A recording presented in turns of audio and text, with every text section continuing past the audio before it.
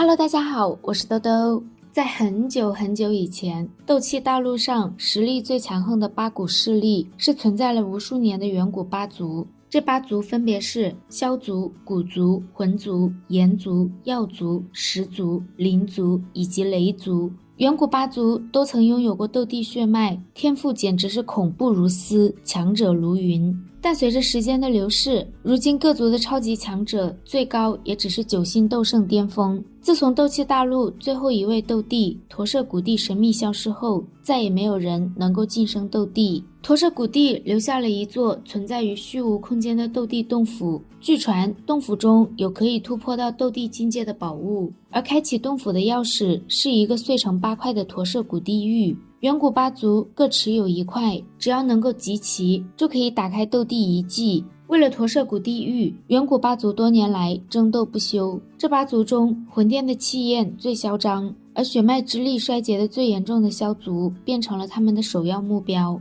萧玄身为萧族的族长，只差半步就能成为斗帝，但这半步却如同天堑，难以跨越。面对魂族明目张胆的欺凌，萧族大长老萧空说，萧族已经到了生死关头，再这么下去，迟早要被魂族吞噬。只有萧玄突破斗帝，才能延续萧家血脉。在场所有萧家族人心神一震，若是再不搏一搏，萧族怕是要在斗气大陆除名了。这事若是成了，萧族再出一位斗帝；若败了，无论是成为废人还是生死，到时和被魂族吞噬也没什么不同。与其成为魂族的走狗，他们不如为了萧族的未来拼上一把。无论成败，萧家族人都能承受。萧玄看着下方赞成大长老的族人们，心知萧族已经无路可退。天幕、地处古萧两界交界之处，萧玄带着大部分萧族人出现在这里时，立刻惊动了古元。古元和萧玄是多年好友，交情很好，但作为族长，他同样也承担着古族的安危。萧族如此大的动静，古元也很是好奇。萧玄并没有遮掩，而是将他们一族准备破釜沉舟，集全族血脉之力助他冲击斗帝的事如实告知。古元见萧玄身后的萧族人目光坚定，心中微微叹息。他没想到萧族竟到了如此地步。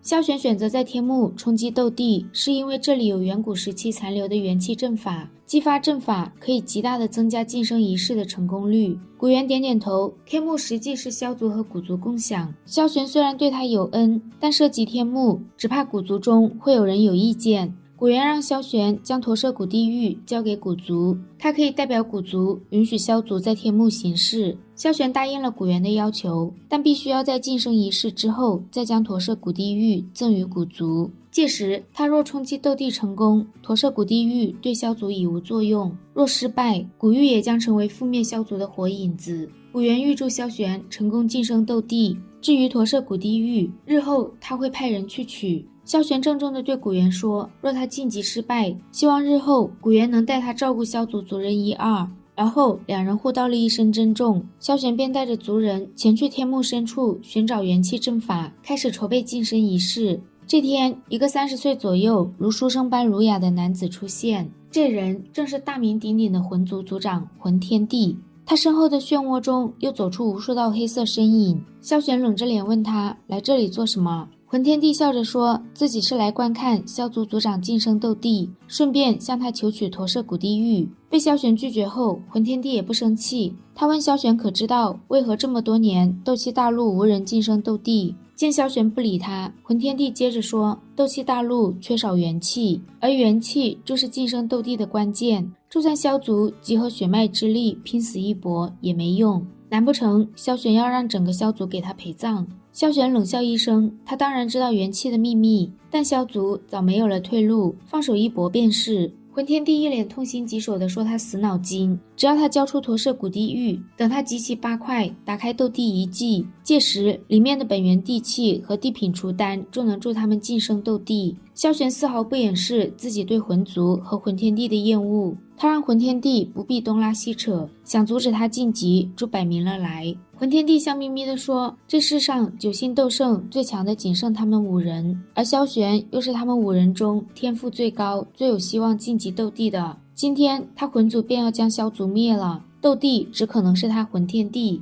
天幕外围传来打起来的声音，古族已经被拦住。魂天帝下令灭杀萧族，他身后数百人瞬间散开，和魂天帝一起联手围困萧玄。萧玄施展出天火三玄变，本就是9星斗圣巅峰的他，气息达到了一个顶点，就算是魂天帝和魂族众人联手，也难将他压制。魂天帝双眼猩红，滔天血海化作数万丈庞大的血浪卷向萧玄。萧玄一掌将血浪化作血雨，魂天帝后退半步，他提醒萧玄回头看看萧族的人，他们可挡不住魂族的大军。无数魂族大军犹如蝗虫过境，而萧族明显抵抗得力不从心。萧玄被魂族众人联手围困，无法脱身去支援。一道赤红色火光化作火龙，将困住萧玄的黑网撞得七零八落。萧玄出现在一名魂族斗圣强者后，一拳轰出，这一拳直接将6星斗圣的强者身体打成一团血雾。萧玄手探进血雾中，将残留其中的灵魂蒸发成虚无。